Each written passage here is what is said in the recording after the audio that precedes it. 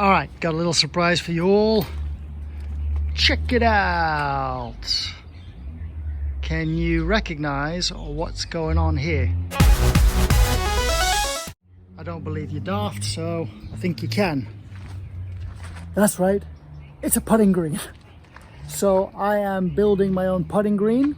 I'm gonna document it. I'm gonna release a video. Well, this is the video, how silly of me. But yeah, this is the video of my putting green. This is the beginning stages. I didn't really video anything up until now because it's just a lot of digging and it's boring. But I'm going to give you a breakdown of how I did it, what ideas I used, what I didn't use, materials I used, and more importantly, the cost. So you can all do one yourselves. So I'll give you another look here. So basically, living in Hawaii, I got a lot of volcanic dirt and a lot of volcanic rocks. So I'm not bothering with a fringe. We're just gonna go with all rocks around the perimeter. I've thrown in some illumination for the evening time. Nothing better than putting in the evening with cervezas in your hand. So there we go. Pretty good size. It's about 22 feet long. The widest side over there is about 14 feet wide, and the narrowest here, well, if you take it from about there, it's about 8 feet wide there. So 250 square feet, 220 square feet, something like that. It's got a bit of a slope to it for drainage, tiny bit of a slope, so be able to hit left to right, right to left, and uphill and downhill putts. But basically, I still have to remove 4 inches of all this dirt, finish off the rocks around the outside. You can see the perimeter is this landscaping bendy board made out of recycled materials, plastic and stuff. So that is the perimeter. Like I said, there's not going to be any kind of fringe to it, you know, with like a different style grass than the main putting surface. It's just going to go straight up to the edge of the rocks. And then over here, just down here, off to the side, right there, I'm going to stick a little chipping mat so that if I back up here, from here you can see, be able to chip up the length of the green. Are you as excited as I am? This is going to be great. All right, so made a bit more progress on the putting green. I just reviewed the first bit of video that I shot, and there's a couple of things I left out, so we'll just go over those now. So here we go. So you can see I've dug out a lot more of the dirt. You need to really dig out a minimum of 4 inches. So you see this edging board that I put in, that's 6 inches tall. But really, you want to try and avoid doing anything less than 4 inches of compacted aggregate below it, because it's all to do with moving surfaces. So dirt like this will contract and expand with the varying temperatures and moisture, etc., and that will just create lumps in your carpet or your artificial grass. So what you really want to do is get a good compaction, if that's even a word, of aggregate below it, and that minimizes the movement. So how did I put this edging in? Well, I kind of staked it. You see, I got from one of the home improvement stores, I got these stakes which are meant for concrete forms, and you could probably see here there's a screw. There are screw holes in them. They're quite long. You get them about 2 foot long, and whack them down in, and then you can use those screw holes to adjust the height of the bender board. You want a bit of slope on your green so water runs off. Now I also, on the back side, so on the outside of the edging, which you can't see because it's all underground now, I bought like sections of 2 foot, what do you call it? God, I can't even think of the name now. This is crazy. You know, the bar that goes into concrete. Rebar, that's it. So 2 foot sections of rebar that I kind of hammered in on the outside, maybe every 2 or 3 feet, to stop the bender board bulging out. And that's basically how I've secured it. You want quite a few stakes in there to keep its shape. Just remember, when you put your aggregate in there and you start compacting it, it's going to want to push out on the sides.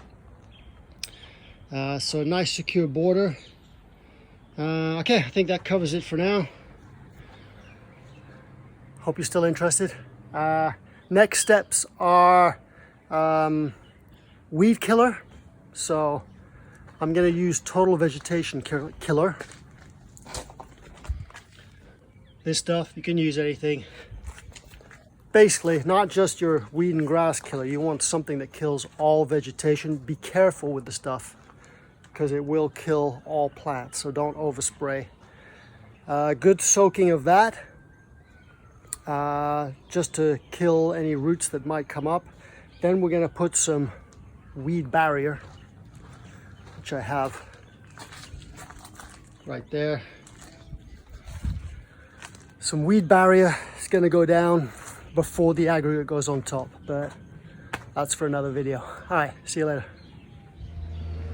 All right, all right, back to the putting green, and there's a couple of further steps taking place, so an update is in order. So let me pan around quick. You can see that has changed a lot. Now that is a weed barrier, so I'll talk about that in a minute, but I want to talk about what's under the weed barrier. So when it comes to building a putting green, from what I've read, what I've watched on YouTube, you cannot compact the soil and the aggregate enough. We'll talk about the aggregate when it goes in, but underneath this weed barrier is soil. Now imagine you're putting a slab of concrete under some soil that is not compacted. Over time, it's going to shrink. Well, whatever's on top of that pad, that aggregate, that concrete, it's just going to cave in, and it's going to affect your putting surface.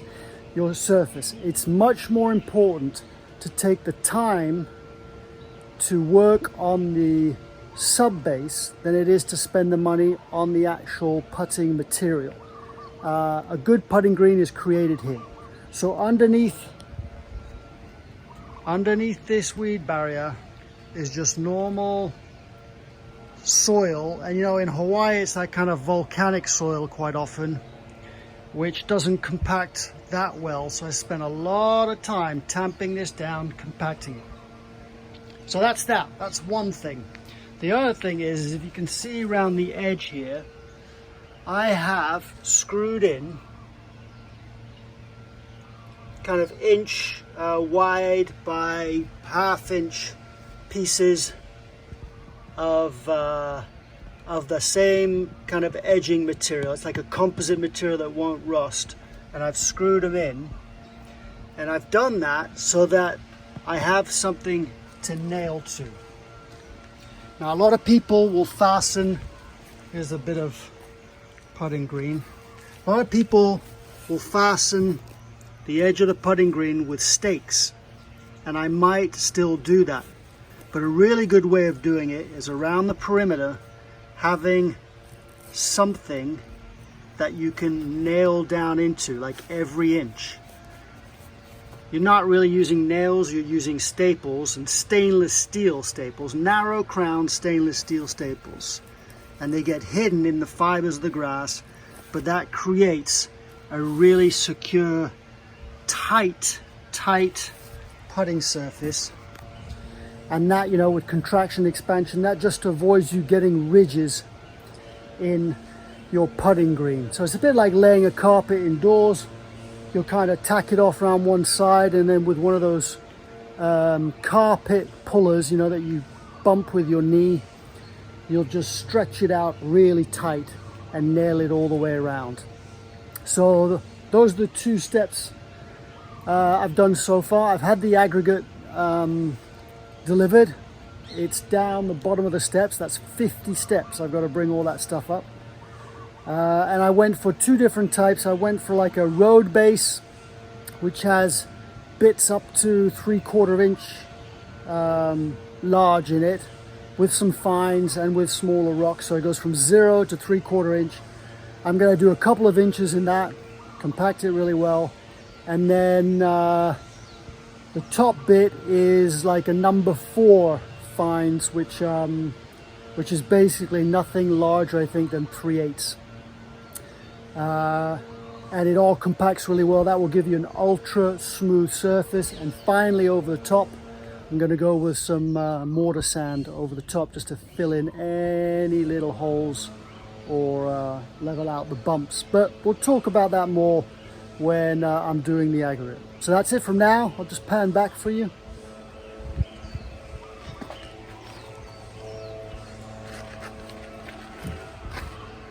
So as you can see, one layer of high quality, the highest quality you can get of weed barrier, something very strong that is both strong and lets water through. So drains really well and very strong. So that's that. I might have some left over, so I might actually put a second layer down over the top to be sure. All right, that's it. Okay, as you can see, aggregate is starting to go in, starting with the coarser stuff. This is the road base I was telling you about. So I don't know if you can see that. It's a big mixture of different sizes, all the way down to fines, which is just like dust. So when that stuff's a bit wet, it compacts really, really well. I would suggest you only need to do like a couple of inches of this stuff. It depends, you know, what kind of soil you have underneath and how well you think it's going to stay stable. But I would suggest a couple of inches of this, a couple of inches of the fine stuff on top, and as long as it's well compacted, you'll be good to go. Okay, so a little update on the putting green. So I ordered the turf.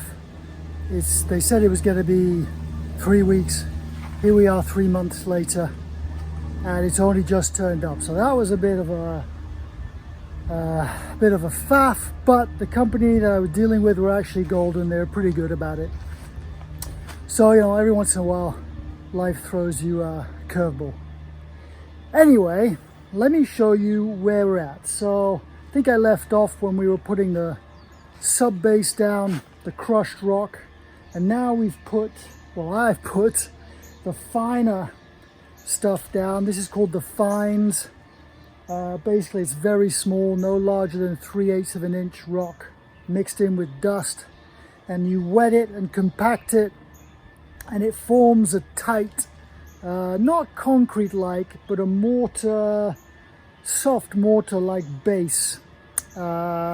It's very stable. So here we go.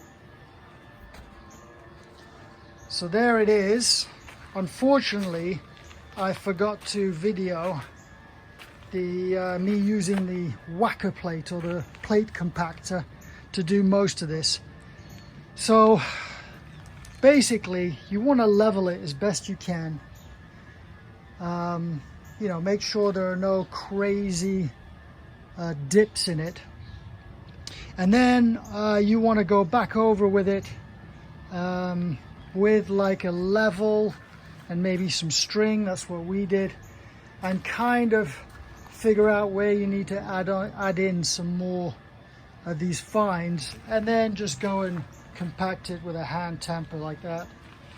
But that's basically what you want to do. So I'm at that stage. I'm basically just fine-tuning it.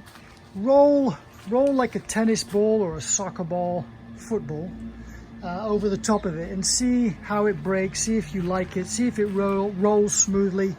And then if you want to add any contours or some humps, add them in at that stage. Much easier than trying to create them from the beginning. So that's it. I'm at this stage. Next stage will be to add a fine layer of sand over the top of this, just to fill in any of the little crevices and get it really smooth. And then we'll be putting the turf down, and I'll talk more about that later. So that's it, that's the progress. So once I get on to the next stage of doing the sand, I'll try and remember to video again. See you guys soon. Hey, what's up guys? A quick update on the putting green. So it's been raining almost every day, just for maybe an hour or two. Very difficult to make progress in those circumstances. But I did get the holes cut. Instead of 3, I'm gonna go with 2. So I'll show you quickly what that looks like. So there we go. There is one of the holes. It's basically, you dig a hole, you put your cups in, you level them, and then you put a bit of quick setting mortar around them so that they don't move. So there's one going to be over here and one kind of right there. So about 15 feet apart, and that will give me a good kind of 15-foot uphill, downhill, and then straight putt uphill, braking left to right. I get pretty much everything with just 2 holes. That's it. So whenever it stops raining, the next step is to put some weed killer once again over the top of this crushed rock. And then what else we got? Yeah, then we're going to put some fine sand to fill in all the little gaps to make it ultra smooth, roll it a few times, then lay the turf, which has arrived, and I'll show you where it is. It weighs a ton. It's my new puppy. Hello, Scout. Say hello. 2 of us were able to bring it up, but it's around the side of the house. There it is. 15 foot wide, about 22 foot long. And when I'm ready, I'll lay it out on the lawn over here on the hill, and I'll use the tarp that is cut to size. You can go back around the side. So this tarp here, which is pretty much cut to the shape, I'll use this as a template, and then cut about a foot extra around the sides. That will make it lighter and a bit more manageable. All right, that's it. Hopefully it stops raining in the next few weeks and we can get moving on.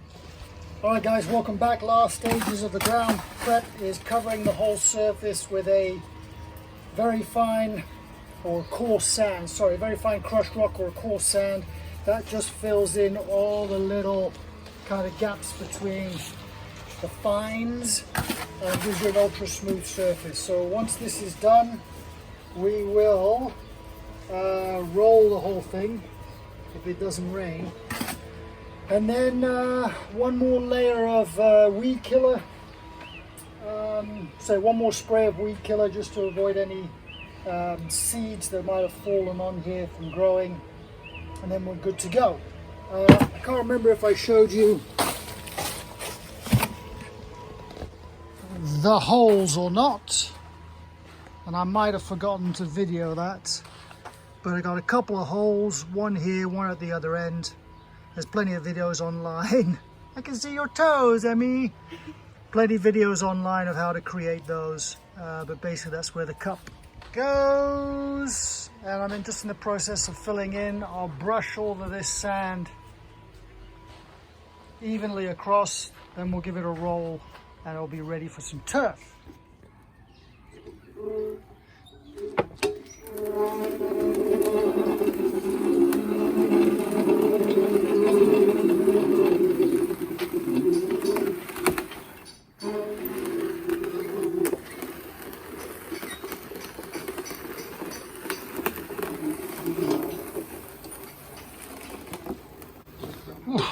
hard work.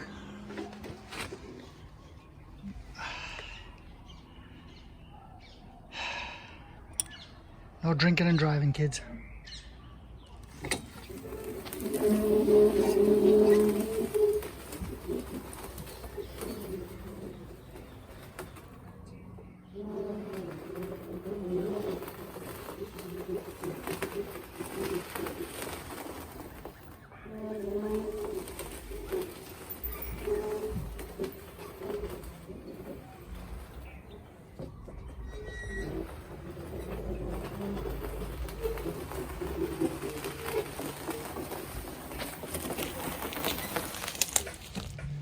All right, exciting times, my friend. There is the artificial grass. There's my template. And I am just cutting it out, oversized, about 4 inches oversized. Just make it easier to carry it into place. And then we can trim it nicely, perfectly to size once it's had a couple of days to settle. And we have to stretch it and sand it and all that stuff. Well, that's to come. All right, turf is down, just in the process of sanding. And I got a little trick for you. So, you don't have a spreader. You don't want to go rent a spreader. You go buy yourself a $5 5-gallon pail from one of the big box stores. You drill a bunch of 3/8 inch holes in the bottom across it. And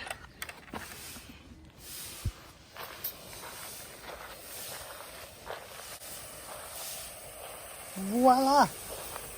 You got yourself a poor man's spreader. Where there's a will, there's a way. Whoops, going a bit. You can see there in the bottom the holes. There you go, folks. Cheap spreader. Alright, so if you're wondering what I'm doing, I'll show you in a second, is I am using about a couple of bags of the green sand and I'm sanding it before I attach the edges. I just want to weigh it down and roll it just with a couple of bags of sand to get the creases out so it lays nice and flat. Let that sit overnight with a bit of weight on it, spreading it out, and then I will stretch it with a carpet stretcher and staple it like I explained. But for now, just a couple of bags of sand and brushing it in with my broom. No need to get one of those power brushes for a small area like this. Just a waste. It costs a bit of elbow grease and you're there. So this is it. Good old-fashioned broom. So before I put the sand on, I just went over the whole carpet with the brush against the grain, just to stand the bristles up so the sand falls into the gaps. And that's all I'm doing, just pushing it in there back and forward until it goes in. All right, guys, Migmatisgolf has made a boo-boo. That's right. I've just discovered that I've lost all the footage, or I might have deleted it, I don't know. All the footage of me actually nailing the artificial turf to the perimeter like I said I was going to do. So what I'm just going to do is I'm going to kind of recreate it. I'm going to show you what equipment I used. So here we go. Right, what have we here? Yes, we have a narrow crown stapler and some stainless steel staples. So these are 1 3/8, 34 millimeters for you metric folk. Stainless steel narrow crown staples. That's what I used. Let's have a quick look what they look like. Scout. That's my dog freaking out. That's what they look like. Make sure you use stainless steel if it's going to be outside. And we have my narrow crown stapler. Now I own these things. I'm not going to bore you with showing you the compressor, but this works on quite a low pressure, so you don't need a big compressor if you go rent it. You will have to factor in the cost of renting this stuff for a day. if you don't own it, but it's not that expensive. So this is mine. You load the staples in, and like I said here, around the perimeter, every inch or 2 inches or so, you're going to go in and staple this puppy down into that little extra piece of trim that I fastened to the edge of this perimeter board, and that will give you a really tight stretched artificial turf. Remember to use one of those carpet kickers, knee bumpers, whatever you call them, to get a good stretch before you nail it in and cut it off. All right, that's it. There is the putting green. That's the little chipping area there, which you haven't finished putting stones around. But it's about 21 feet long. About 15 feet wide at the widest point, and about, well, just 6 feet wide down there. 2 holes. That's it. I'll show you how it rolls. Rolls fast, like Hawaii greens. Check this out.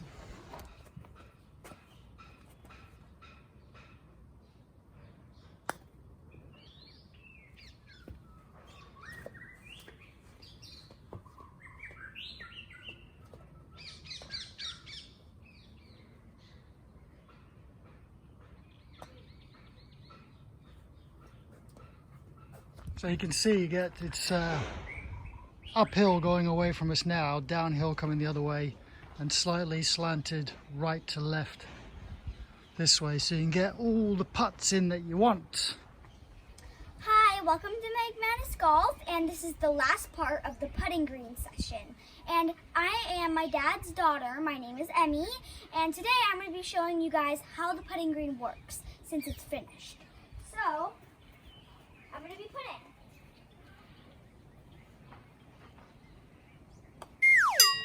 Shoot. So it's kind of downhill, so it's kind of hard to putt. I'm going to putt towards you guys.